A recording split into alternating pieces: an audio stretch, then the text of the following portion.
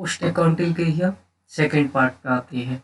Cost accounting का first part में हमने जो वो वेरिएबल फिक्स कॉस्ट क्या होते हैं यहाँ तक की स्लाइड में किया था, ठीक है ना। अब हम पढ़ने वाले हैं कॉस्ट अकाउंटिंग के सेकेंड पार्ट को। तो वहाँ पे स्टार्ट करते हैं हम सबसे पहले कॉन्ट्रैक्ट कॉस्टिंग हमारा बकाया था उसमें। कॉन्ट्रैक्ट कॉस्टिंग कौन सा होता है? कॉन्ट्रैक्ट कॉस्टिंग में दो चीज़ों की बात होती है, एक तो कॉन्ट्रैक्टर होता है और एक होता है कॉन्ट्रैक्टी, ठीक है ना। तो contract costing is the contract costing क्या है? एक ऐसा कॉन्ट्रैक्ट है जो कि मेड बिटवीन टू पार्टी, जो कि दो पार्टियों के बीच में मिलकर बनता है, जिसको हम कॉन्ट्रैक्टर भी बोलते हैं, ठीक है। एंड कॉन्ट्रैक्टर किसको बोलते हैं? जो कि पर्सन एग्जीक्यूट करता है अपनी जॉब को। और कॉन्ट्रैक्टी क्या होता है? वो ऐसा पर्सन होता है जो अपनी जॉब इज डन, जिसके द्वारा वो जॉब की जा रही है, ठीक है जी। Where in specific job order are undertaking for relatively larger time frame which may take year to complete and billing for the same done after the completion of each milestone is the contract, ठीक है।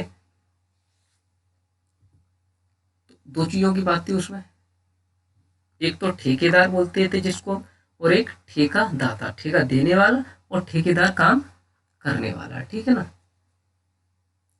अब जैसे कि देखो यहाँ पे अगर हम पढ़ने की देखें तो जैसे कि जिसमें विशिष्ट नौकरी के आदेश अपेक्षाकृत बड़े समय सीमा के लिए किए जाते हैं, जिसमें वर्षों लग जाते हैं पूरा करने के लिए। यानी कि तुमने देखा होगा कोई भी कॉन्ट्रैक्ट देते हैं तो जैसे कोई किसी ब्रिज का देती है, किसी भी रोड का कॉन्ट्रैक्ट देते हैं हम किसी भी कंपनी को, तो उन सारी चीज़ों की बात होती है इसमें, है ना। पूरा करने के लिए उसी के लिए बिलिंग अनुबंध में प्रत्येक माइलस्टोन के पूरा होने के बाद की जाती है। उसकी बिलिंग कब की जाएगी? जब पूरा काम हो जाएगा तब की जाएगी, ठीक है ना। अगर हम फीचर की बात करते हैं कॉन्ट्रैक्ट कॉस्टिंग के, तो कौन से होते हैं?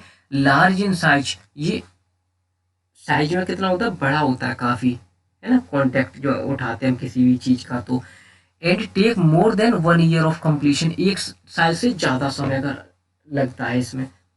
ज़्यादातर तो कॉन्ट्रैक्ट ऐसे ही होते हैं, किसी भी चीज़ का दे दी, चाहे तो जैसे कि रोड का कॉन्ट्रैक्ट दे दिया हमने, रोड बनाने के लिए दे दिया, किसी भी जो ब्रिज का दे दिया, ठीक है ना, ब्रिज का कॉन्ट्रैक्ट दे दिया, उन सारी चीज़ों की जो यहाँ पे बात हो रही है। इसमें दो पार्टी इन्वॉल्व होती है, ये भी सही है कि कॉन्ट्रैक्टर होता है और कॉन्ट्रैक्ट ही होता है।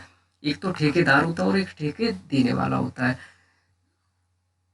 Contract executed for a price term as a contract price. Contract price कौन सी होती है? जिस प्राइस में कॉन्ट्रैक्ट को किया जा रहा है।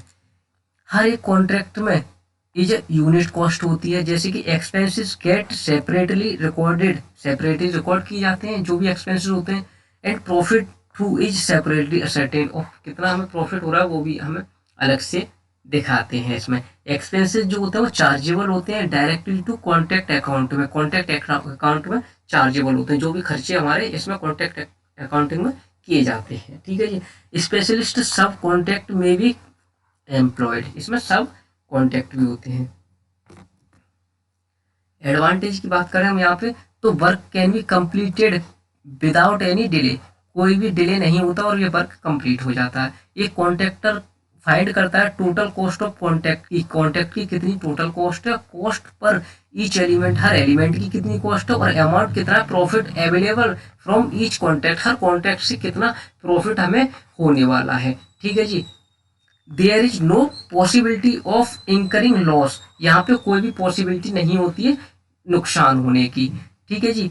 All of the cost incurred are recovered from the contractee, जो भी कॉस्ट रिकवर करनी होगी वो किससे करेंगे? हम कॉन्ट्रैक्टी से करेंगे। If the value of the contract is heavy, contract की वैल्यू हैवी होगी। क्यों होगी जी हैवी? किसी भी रोड को बनाने के लिए मान लीजिए हमने किसी भी ठेकेदार को ठेका दिया, तो कितने का होगा? 1000 रुपये का होगा? नहीं जी, वो 1000 का नहीं होगा, वो कितना होगा? 1 करोड़ का हो सकता है, 2 करोड़ का हो सकता है, 1000 करोड़ का भी हो सकता है। वो हैवी वैल्यू में होता है अमाउंट, ठीक है जी।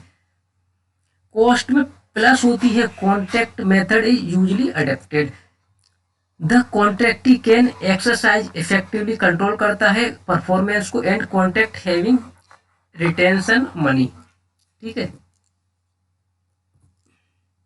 तो इस सेकंड लेक्चर में इतना ही था कि हमारी कॉन्ट्रैक्ट कॉस्ट है बकाया थी। तो इसलिए मैं हमने क्या किया, फिफ्थ पार्ट को कवर कर लिया हमने, ठीक है ना, जिसमें हमारा कौन सा टॉपिक था, कॉस्ट अकाउंटिंग का, ठीक है जी।